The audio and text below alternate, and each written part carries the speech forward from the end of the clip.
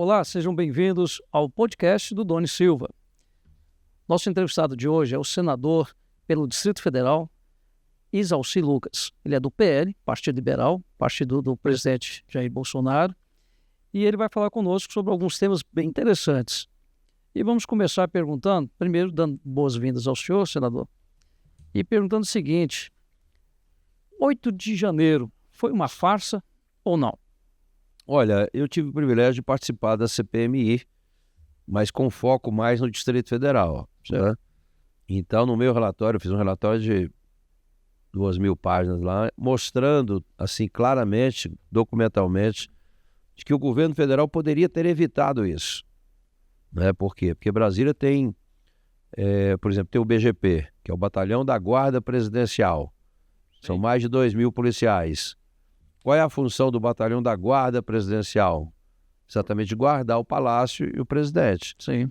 Então, onde estava o batalhão? Por que não foi acionado? Né? Muito pelo contrário, estava inclusive desmobilizado. Né? Certo. Então, segundo, né, diferentemente do que alegam, né, de que precisaria autorização do governador, que tinha o caso da Bahia, na Bahia teve uma questão que teve que pedir ao governador autorização para a Força Nacional atuar.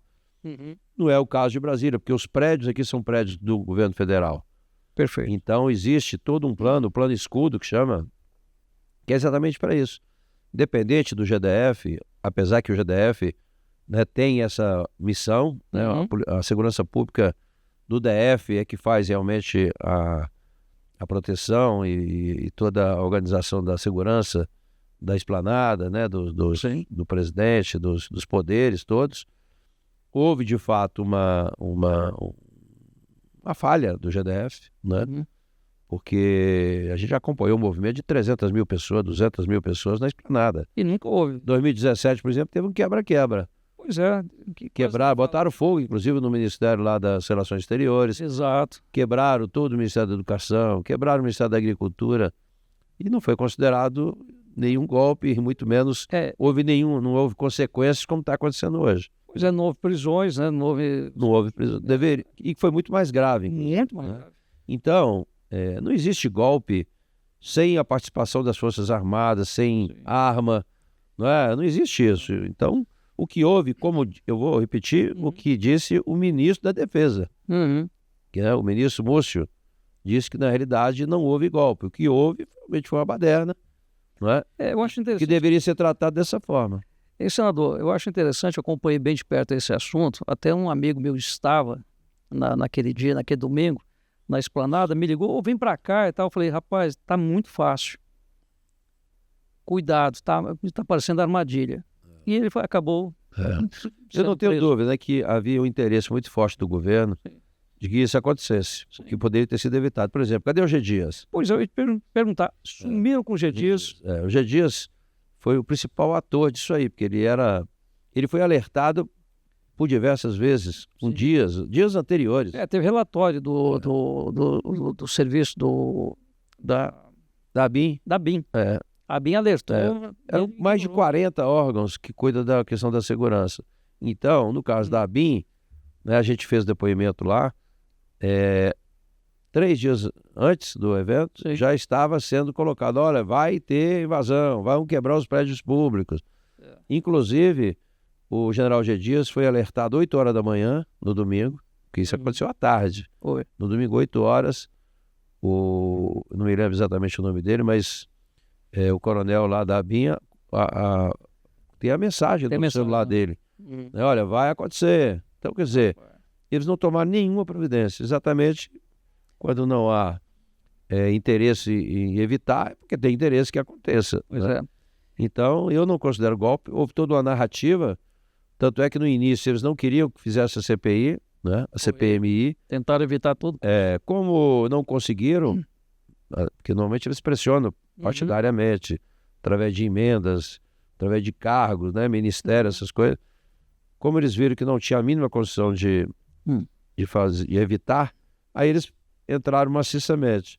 E aí eles acabaram dominando a CPMI, né? Então, botaram a maioria do governo. E na prática, CPMI e CPI é é um instrumento da minoria, não é da maioria, porque senão acontece o que aconteceu. Todo requerimento que você queria aprovar, né, você não conseguia, só aprovava os requerimentos de interesse da maioria. É verdade. Né? Então, eles acabaram dominando lá e fizeram, então, toda uma narrativa. A própria relatora, que é a senadora Elisiane, que é do Maranhão, que é muito ligada ao Dino, né, fez todo um roteiro. Ela já tinha, no início, ela demonstrou que já tinha, na prática, a conclusão da CPI, da CPMI, antes de começar mesmo.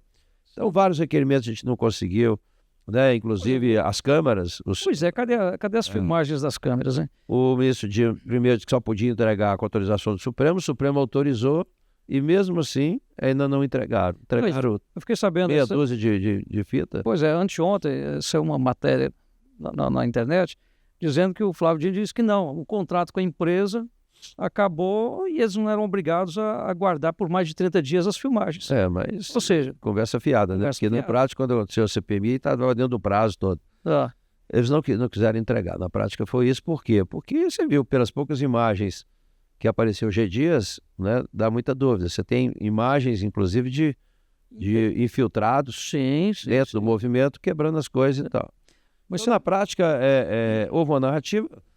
Houve falha sim, né? O GDF teve falha, porque o GDF nunca deixou isso acontecer. Aí eu te pergunto, senador, nesse caso específico, cá entre nós, é notório que o governador Ibanez Rocha estava de férias, estava gozando férias. Ele não estava no Buriti. O secretário de Segurança, né? Não, o governador estava em férias, tanto é que foi no domingo, né? Foi no domingo. Quem era? Ele disse, se não me engano, ele havia entrado em férias na sexta-feira. Ou na quinta. E aí, quem estava governando o DF era a vice-governadora. Ela era a governadora interina. Eles estavam no comando. E ela assistiu de bastidor, porque ela estava no Palácio da Justiça, ao lado do Flávio Dino, então ministro da Justiça. Essa declaração do próprio Dino ao Fantástico, no domingo à noite, ele falou, não, aqui da janela, eu e a vice-governadora assistimos aqui e tal. Esse é um ponto que chama atenção. Aí o STF vai e manda afastar o governador. Com a canetada. Uma canetada só, né? Uma decisão monocrática lá, afastou.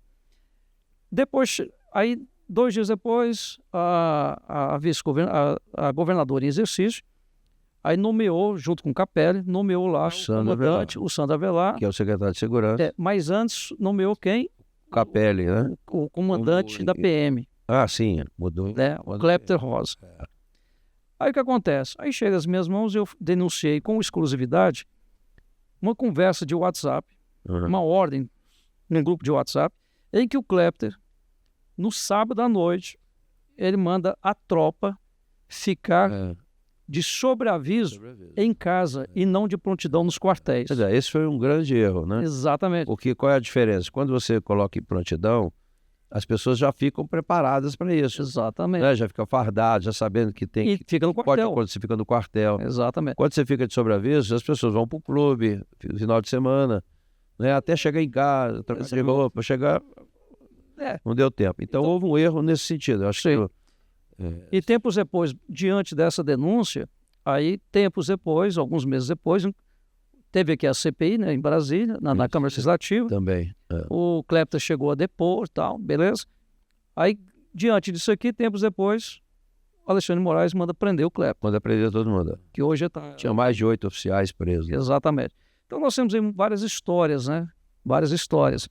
Mas a narrativa é essa. Agora, inclusive, né, essa semana passada, a Polícia Militar encaminhou para o Alexandre, não viu o relatório, mas encaminhou os documentos que eles não tinham encaminhado ainda. Que aí eu tenho informação. Provavelmente o Alexandre, em função dessas informações, deve dar andamento ainda nesse processo. Porque eu tenho informações seguras que eles vinham escondendo quem realmente estava por trás da ordem que impediu que a PM agisse naquele dia.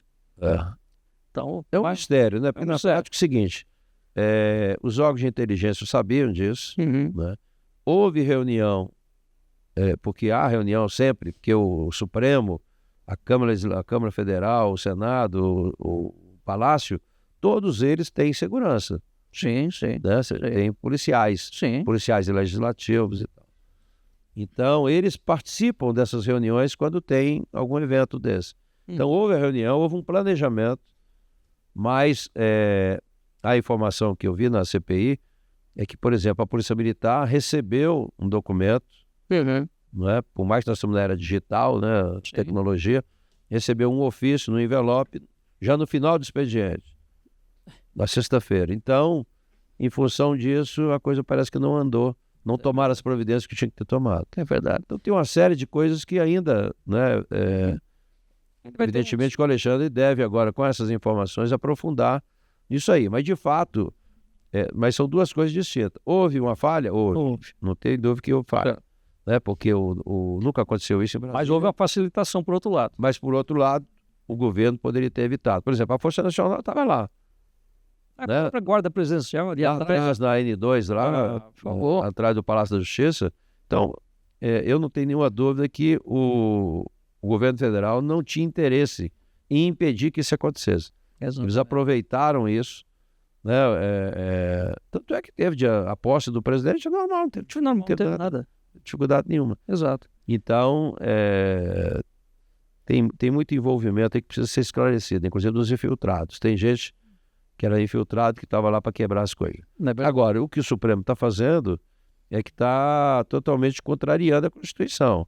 Então, por exemplo, né, grande parte dessas pessoas não tem foro privilegiado, não estaria no Supremo, teria que estar julgado na primeira instância, com possibilidade de recorrer à segunda, à terceira. Sim, lógico. Então, na medida que o Supremo decide tudo isso, vai recorrer para quem? Ele está afrontando diretamente a Constituição. Esse processo está aberto tem 6 anos. Jogaram tudo dentro do processo, tem 6 anos. Então, o Alexandre tem exagerado demais nisso. Então, por exemplo, a mulher pegou o batom dela e escreveu lá em frente ao Supremo da Estado, perdeu, mané, com batom. Foi condenada a 15 ou 17 anos. Pois é, com 2 filhos menores. Então, vê se tem lógica um negócio desse. Não tem nenhuma lógica. Agora, é evidente que nós estamos trabalhando num projeto de anistia. Isso. Como é que está esse projeto, senador? Está na Câmara. E agora, nas eleições da Câmara e do Senado, o PL, evidentemente, que vai exigir uma contrapartida do apoio, né? Ok. Para aqueles que apoiarem o projeto de anistia. Porque, de fato, só um projeto de anistia para resolver essa questão. Mas a gente viu, assim, muita condenação... injusta, né? Imoral. Não só injusta, mas, assim, não coletiva, né? Porque esse tipo de coisa você tem que penalizar individualmente. E, evidentemente, quem quebrou tem que pagar pelo que quebrou mesmo, mas não ser condenado a 17 anos, 16 anos. Tem uma legislação própria disso. Então, há muito exagero, né, por parte do Supremo. É verdade. Que eu acho que tem que ser contornado. O Senado, infelizmente, né, a gente não tem maioria. Não, e também tem um presidente omisso, né? Totalmente. Pelo amor de Deus. Uma vergonha nacional.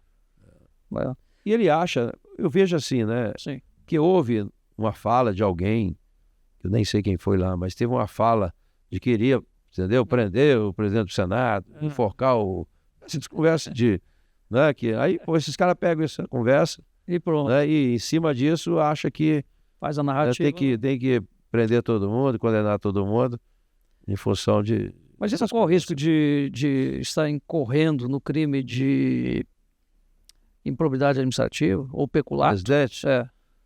Não, porque na prática, né, na cabeça dele, ele pensa totalmente diferente da gente, né? Ele acha que está conduzindo a coisa defendendo um regime democrático, vamos dizer assim. Mas é uma narrativa que foi construída e que, independente da narrativa, você tem que, né, ter o processo legal funcionando no Brasil. Tem a Constituição. Cabe ao Supremo defender o cumprimento da Constituição. Agora, se ele mesmo... né, eu vi outro dia um procurador do Paraná, ele é professor, ele é advogado, procurador e dá aula, é professor de direito. Então ele disse lá, olha, eu vou ter que mudar todo o meu planejamento, plano de aula, porque tudo que eu estou ensinando tá errado. Não está valendo a prática. Então ele pergunta várias coisas. Primeiro, ele bota assim, o juiz pode abrir inquérito? Não. Não pode. Não, mas ele bota uma vírgula, exceto o Supremo. Aí são 14 itens, meu Deus, que realmente é totalmente contrário ao que ele ensina e o que é correto, e que o Supremo tem feito. Né? Então, ele disse que vai ter que mudar o plano de aula dele, porque está ensinando errado para os meninos. Então, na prática, a gente precisa é fazer com que a Constituição seja cumprida. Né? E eles estão extrapolando em outros temas, não é só na questão do 8 de janeiro. Estão legislando, né? Ontem mesmo eu participei de uma audiência pública para testemunhar lá, né? Porque o Gilmar convocou uma reunião de um projeto, de uma denúncia do PT e do PSOL contra as escolas cívico-militares em São Paulo. Sim, coisa mais absurda do mundo. Primeiro, totalmente inconsistente a denúncia, porque ele disse que fere a LDB, que não fere, não há interferência pedagógica. Então, eu entrei na audiência para testemunhar o de Brasília, porque nós temos aqui 16 escolas públicas cívico-militar. Ou seja, há uma participação da PM e do bombeiro, né? Mas na gestão e na disciplina. Sim. A parte pedagógica não há interferência. E eu conversei com o pai, com o professor, com o aluno, e basta ver os resultados. Os melhores resultados do IDEB são das escolas militares. Exato. Então, há uma tentativa da esquerda, né, de acabar com as escolas cívico-militares, que hoje são as que estão funcionando. Porque a escola regular, não há educação de qualidade sem respeito, sem disciplina. Não existe. Então, esse modelo tem funcionado muito. E nós temos aqui para todo lado, nós temos na estrutural. Sim, eu vi lá, excelente. Sobradinho 2, Sobradinho e tal, Planaltina. Né? Excelente. Mas, senador, vamos mudar aqui um pouquinho de assunto. O senhor foi confirmado como um dos membros da CPI das apostas esportivas, a famosa CPI das bets. O que o senhor espera dessa CPI? Olha, nós dissemos na votação desse projeto, tudo que está acontecendo a gente tinha antecipado, né? Porque jogos, né, traz muito problema, né? Tanto de segurança quanto de vício, de dívidas, né, de problema psicológico e tal. Então, nós perdemos na CCJ por 2 votos. E aí foi aprovado o projeto. O governo não regulamentou. Aí tem que descobrir por quê, por trás disso, quais são os interesses que estão. Porque, né, nós aprovamos isso, acho que foi em agosto. Né? Nós estamos agora em outubro, até hoje não há regulamentação nenhuma. O governo não está cobrando nada de imposto. Está todo mundo funcionando. Agora, em função das denúncias, porque o que está acontecendo? Você tem gente do Bolsa Família. O Banco Central informou que foram mais de 3 bilhões, quase 4 bilhões de gastos do Bolsa Família em jogos. Mais de 5 milhões de apostas, 5 milhões de pessoas apostaram nas bets. Então tem muita denúncia disso. E o que a gente vê é o seguinte, né? As pessoas estão deixando de comprar produtos essenciais, alimento inclusive, para jogar. Então, e na prática isso está causando... E está sem controle, né? Tem um controle. Mas isso dá problema psicológico, o pessoal fica devendo demais. Aí, né? As consequências são horríveis. Então a gente precisa, primeiro, saber o que está acontecendo. Inclusive envolve jogos, você sabe que o futebol é uma paixão nacional, e envolve inclusive manipulação de jogos também. Né? É que um dia desse até um cidadão foi ouvido, né? Aqui em Brasília, foi denunciado. Brasília, vários estados, onde houve manipulação tanto na Série B, quanto na Série C, D, E, com o árbitro, né? Com todo mundo. Então a gente também tem que apurar isso. Né? Acho que essa CPI ela vai mostrar. O governo agora já cadastrou, vamos dizer assim, as pessoas, né? Porque tinha que pagar um valor para o governo. Então, aquelas que estão irregulares, elas foram eliminadas, vamos dizer assim, pelo menos tecnicamente da plataforma. Mas não sei se tem como funcionar, e provavelmente terá como funcionar clandestinamente. Mas foi mais de 200 empresas que foram cadastradas, né? Então a gente tem que ter muito cuidado. E você vê a televisão hoje, propaganda de 2 em 2 minutos. 2 em 2 minutos. Então acaba viciando todo mundo. Na reforma tributária agora a gente está colocando, evidentemente, uma tributação do imposto seletivo também, além do imposto normal, para ver se a gente ameniza um pouco isso aí, pelo menos, né? Porque na reforma você tem o imposto seletivo para aqueles produtos ou serviços que prejudicam a saúde e o meio ambiente.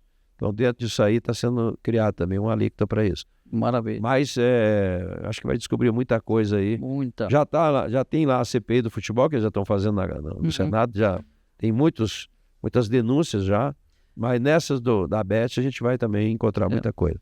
Senador, eu tenho acompanhado já há algum tempo uma informação que me chegou e ela é muito pertinente neste momento e talvez possa corroborar com a CPI.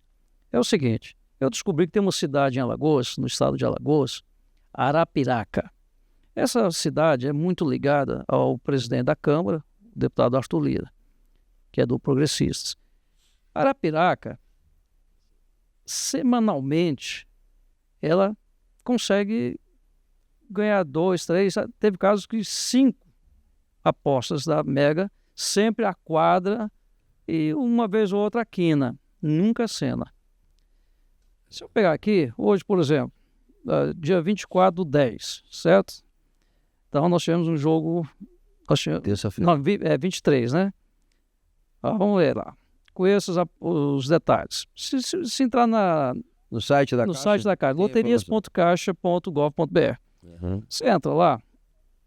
Aí aqui... Dia 23. Lá. Ele aparece no site. Aparece. Aí é o seguinte, vamos lá. Os ganhadores com 5 acertos. Então, Maceió sempre aparece também. Maceió. Ok. Vamos chegar aqui. Arapiraca. 4 acertos. Rio Branco sempre aparece lá no Acre, bem longe. Olha quem está aqui. Arapiraca. Lotérica São Francisco. Ok, ganhou R$ 3.366. De novo, Arapiraca. Vai vendo.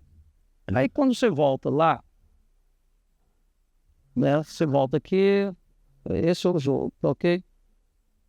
Quando você retorna, o jogo o anterior, né? O anterior. Nas últimas semanas, qualquer basta entrar aqui. E hoje são 3 por semana que acontece na Mega Sena, sem falar nos outros, né? Não, a Arapiraca... Porque tem quina, tem uma série de outros jogos. Eu descobri que aqui só acontece na Mega. Entendeu? Então, vou colocar aqui o anterior, ó. Vou colocar aqui, o concurso dia 19/10. Esse aqui, ó, vamos ver agora. Concurso 27/86. Então, vamos lá. Quando chega aqui, olha lá. Quem ganhou R$54 mil? Arapiraca. É? De novo, né? Aí vem, esse que ganhou, né, a quina. Aí quando chega lá na quadra, olha lá, a quadra. De novo, Rio Branco. Olha lá, Rio Branco. Ganhou o quê? R$1.067. Maceió, R$1.067. Maceió, 1, 2, 3, 4, 5, 6, 7. Arapiraca. De novo. Se entrar aqui no sistema, toda semana... Arapiraca está no jogo. Está no jogo. Bem, o que a gente pode fazer? Muita sorte, né, senador? Muita sorte. Eu me lembrei agora do João Alves, né? Você lembra do deputado João Alves? O deputado já ganhou na loteria esportiva, acho que mais de 200 vezes, né? Pois é, ué. O que é isso na realidade, né? As pessoas pegam essas pessoas que ganharam o bilhete, compram, né? O bilhete para esquentar dinheiro. Aí. Para ficar e tal. Então, o que Não é estranho isso aqui, senador? É estranho. O que eu vou fazer, então, com isso aí? Agora, iniciados os trabalhos da CPI, certo. Eu vou solicitar a Caixa Econômica, porque quando você vai sacar o recurso, você tem que identificar o CPF ali. E, evidentemente, se for para esquentar o dinheiro, isso vai estar no nome de quem quer esquentar o dinheiro, porque o objetivo é exatamente esse. A pessoa, você ganha, eu vou lá e te compro o bilhete. Ó, tá aqui o dinheiro, me dá o bilhete, aí eu vou lá e saco e esquento o dinheiro, porque isso aí entra na minha declaração de imposto de renda esquentando o patrimônio, né? Então nós vamos... Isso aqui tem ocorrido, senador, nos últimos 3 anos. A gente vai pedir uma avaliação disso, porque realmente é estranho. É estranho. No mínimo é estranho, né? Então merece realmente uma nos observação. 3 anos tem ocorrido isso aqui. O João Alves, na época, dizia que tinha muita sorte, né? Era ganhar 200 vezes. Ele não sei nem se era de Arapiraca, mas era daquilo. Não era de Sergipe, acho. Era de Sergipe. Mas ele era um homem de muita sorte. Muita sorte. Depois descobriram, né, que ele comprava os bilhetes, né, exatamente para esquentar o dinheiro. Exatamente. Senador, no dia 27 de março deste ano, o senhor se filiou ao Partido Liberal. Foi uma festa bonita, uma festa grande, muita gente lá. Inclusive com a presença do o ex-presidente Jair Bolsonaro. E ali foi dito que o senhor seria candidato ao Buriti, a governador. Eu pergunto, como está esse projeto? Olha, eu entrei na política sempre, né, já há algum tempo, e eu sei que para você fazer as coisas você tem que ter a caneta. Quem tem a caneta é governador. Então, evidente que eu fui para o Congresso não como carreira, eu fui para o Congresso para mudar as leis para poder executar. Okay. Porque às vezes as pessoas ganham a eleição e não sabem nem o que vai fazer. Exato. Quando assume, vê que é diferente. A gestão pública e privada é completamente diferente. Então, eu que vim da iniciativa privada, quando eu entrei na política e fui secretário, eu percebi que tudo que eu queria fazer não podia. Tinha que mudar as leis. Então, eu fui para o Congresso, aí mudamos. Por exemplo, Brasília, para você governar Brasília bem, primeira coisa que você tem é ter o domínio do território e regularizar as terras. Então, você vê a parte rural, que ninguém tem escritura, nem na área urbana. Até hoje. Tem muitas cidades, Paranoá, que vai fazer agora 67 anos, não tem escritura. Então, é óbvio que quem quer governar e fazer a coisa correta tinha que mudar. Então, eu ainda era deputado. Em 2017, eu presidi a Comissão da Regulação Fundiária. Então, tudo que era necessário colocar na lei para poder regularizar, nós colocamos. Sem a lei, você não executa. Agora, tendo a lei, depende ainda de vontade política, de prioridade, de competência, uma série de coisas. Então, por isso que nós ainda estamos engatinhando ainda na reforma. Por quê? Porque não há ainda, não tem planejamento nenhum, não tem, né? Não tem um projeto de mudar a matriz econômica do DF, que precisa mudar. Tem que mudar. Porque o nosso fundo constitucional, mais da metade hoje é para pagar aposentado e pensionista. Daqui 10 anos, o fundo vai ser para pagar só aposentado e pensionista. E aí, nós vamos sobreviver de quê? Então, lógico, a reforma tributária agora nós vamos ganhar alguma coisa, porque o imposto vai ser no consumo e não na origem, porque antigamente o ICMS, que é o principal imposto, é pago onde está a produção, na fábrica lá. Então, São Paulo, Rio, Minas, tinha uma vantagem muito grande, porque todo mundo botava as indústrias lá, porque tem mão de obra, né? Os fatores são mais favoráveis. Então, agora não, o imposto vai ser pago no consumo. Como Brasília tem muito consumo e produz muito pouco, então a gente vai ganhar muito. Isso é bom, isso é bom. Por esse lado ameniza. Mas a gente precisa mudar a matriz econômica. Por exemplo, pra você ter ideia, só a Torre Eiffel lá na França tem mais turista do que o Brasil. Inteiro. Uma torre. É uma torre. Agora, Brasília, que aqui é um museu a céu aberto, um plano piloto. Sim. Né, os arquitetos que vêm de fora, os turistas que vêm de fora, e eles acham uma maravilha isso aqui. Mas não tem banheiro, não tem restaurante, está fechado, não tem estrutura, não tem nada. Nem informação. Né? Pior ainda. E aí, então, é o seguinte, você tem que desenvolver aqui um turismo pro DF. Não só o turismo cívico, que por ser a capital da República, você pega, por exemplo, nos Estados Unidos, né, todo cidadão americano conhece a capital. Então você tem que fazer programas para trazer as pessoas dos outros estados para conhecer a capital da República e tal. Mas o que acontece? Nem os nossos moradores aqui, da Ceilândia, de Samambaia, a maioria não conhece nem o plano piloto. Então, se você fizer uma pesquisa nas escolas, te garanto que 80% não conhece aqui no... É verdade. Os ministérios, os palácios, a esplanada, o Congresso, o memorial, né? O catetinho. Não conhece. Então, não conhece nem a história. Né? Então, você tem que desenvolver isso aí. No caso do turismo religioso, por exemplo, você tem hoje... Meu Deus do céu. A Braslândia tem a segunda maior catedral de Brasília. Você tem Planaltina, né? Morro da Capelinha, você tem uns prédios. Então você pode desenvolver o turismo religioso, o turismo rural. E o de congresso, por exemplo, o senhor citou turismo religioso. Eventos. Quantos eventos católicos e evangélicos tem em Brasília?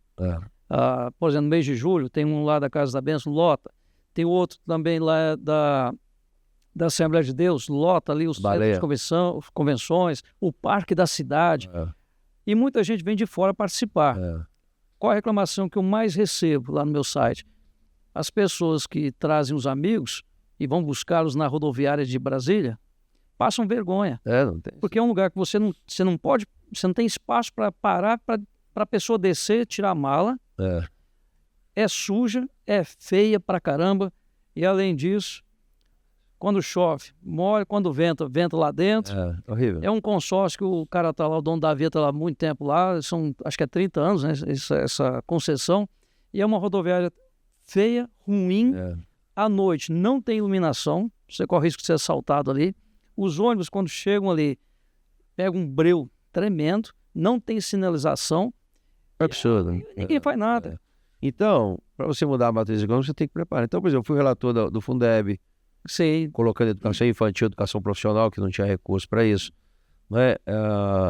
A questão da ciência e tecnologia, mudamos tudo, coloquei inovação na Constituição, mudamos todo o marco regulatório de ciência e tecnologia, botamos o Fundo Nacional de Desenvolvimento Científico e Tecnológico para ter recurso, porque não adianta ter a lei também não ter recurso.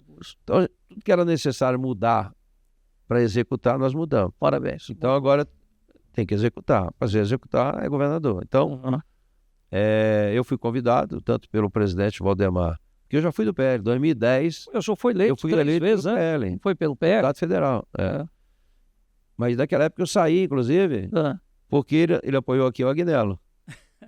Né? E eu não queria, estava fora. Esquerda não. Oposição à esquerda. Então, eu saí. Agora voltei. Né? O Rogério Marinho, fui deputado com ele, uma pessoa super inteligente, muito competente. Muito. E disputou, inclusive, lá o Senado. E eu apoiei, assim, abertamente, fui um dos coordenadores da campanha dele. Bom. Né?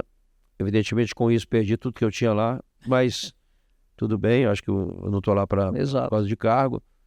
Então, a gente conseguiu perder uma eleição. E hoje, inclusive, a gente é quase que tratado como adversário ferrenho, né?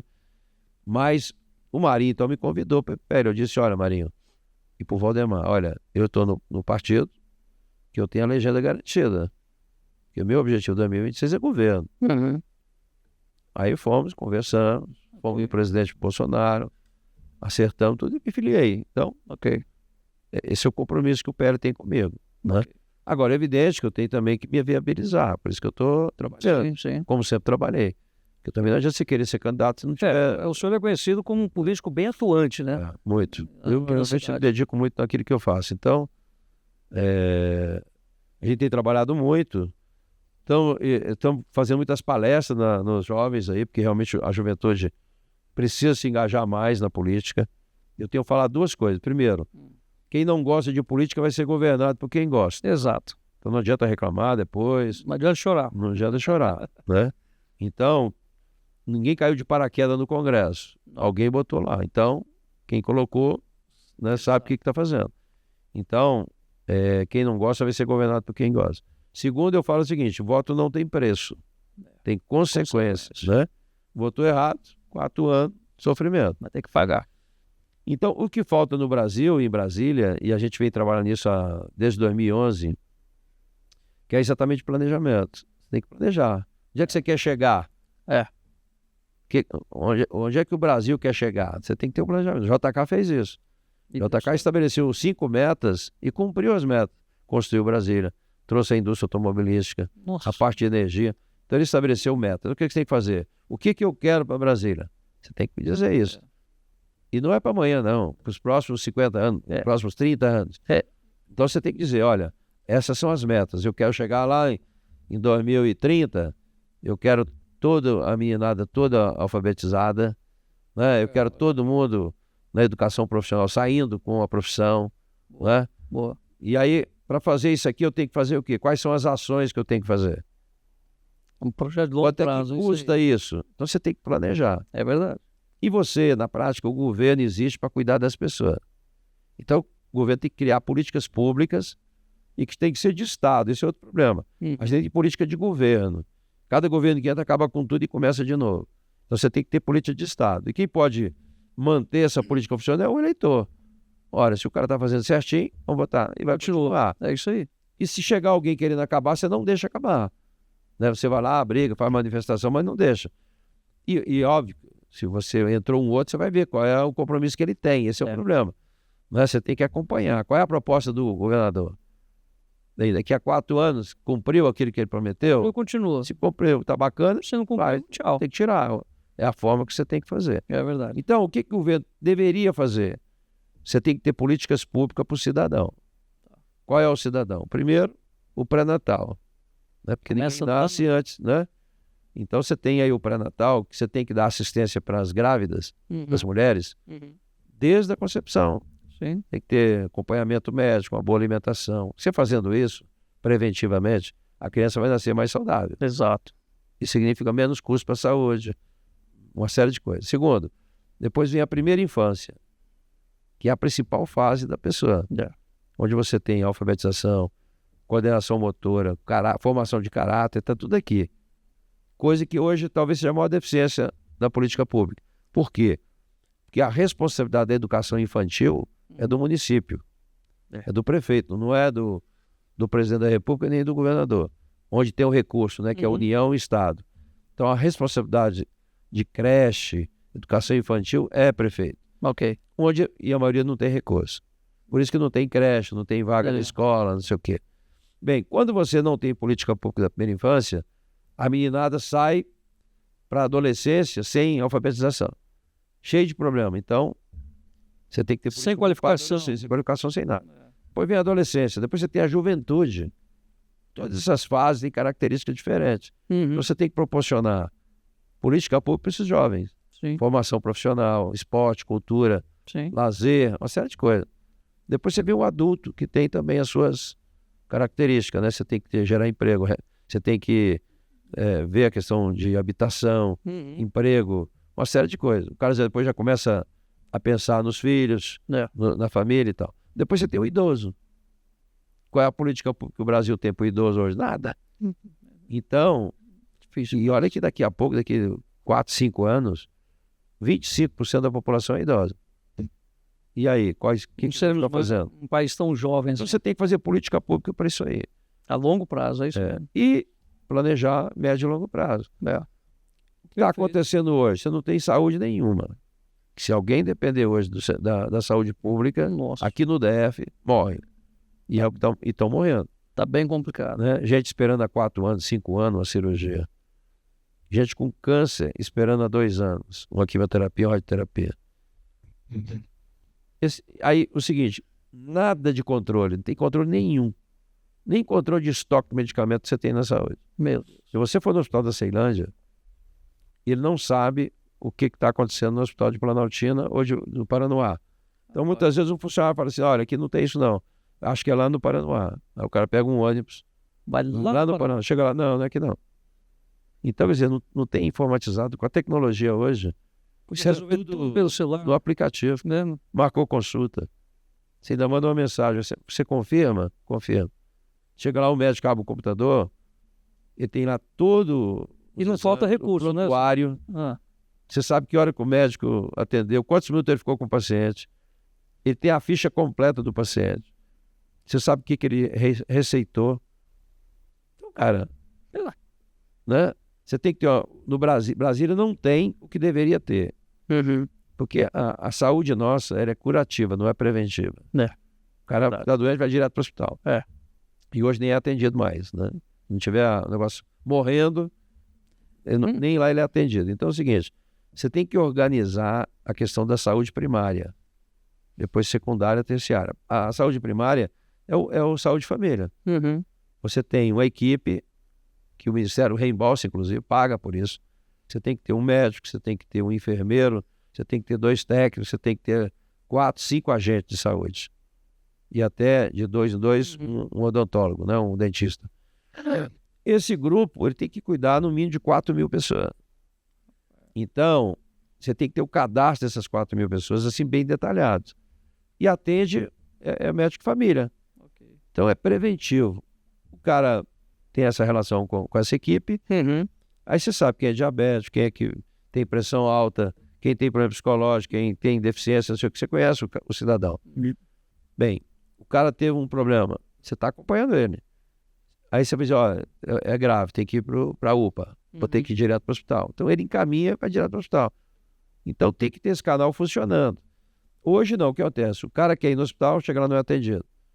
Aí chega na UPA, né, também não é atendido. Aí vai ter que ir para a UBS, que é a saúde de família. Aí chega lá não tem nada. Só tem o médico, essa equipe, mas que não tem tomógrafo, não tem raio-x, não tem exame nenhum, não tem nada. Então eles acabam ficando malucos, os médicos ficam doidos. Está todo mundo com problema mental aí.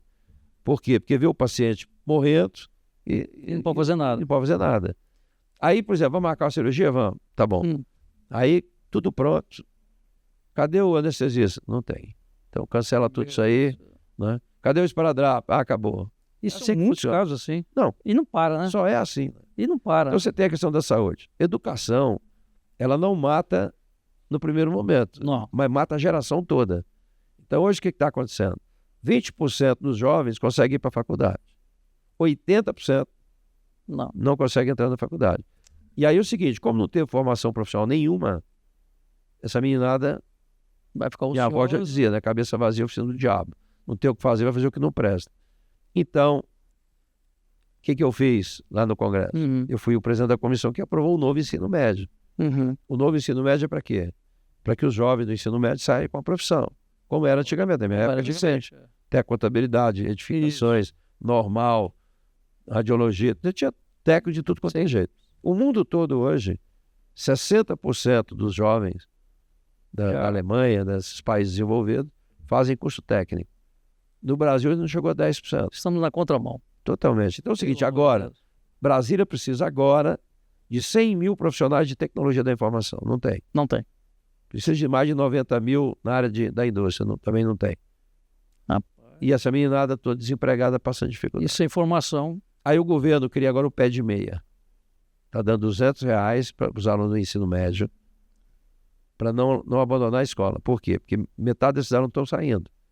Você chega numa escola, não tem internet, não tem laboratório de ciência, não tem esporte, não tem cultura, não tem nada. O aluno fica lá fazendo o quê? Às vezes não tem nem um banheiro decente. Aí o cara vai embora mesmo. Agora, você acha que R$200 vai resolver o problema do cara? Não vai. Não vai. Porque o que você tem é que melhorar a estrutura da escola, oferecer uma educação que o cara tenha prazer de ir para a escola.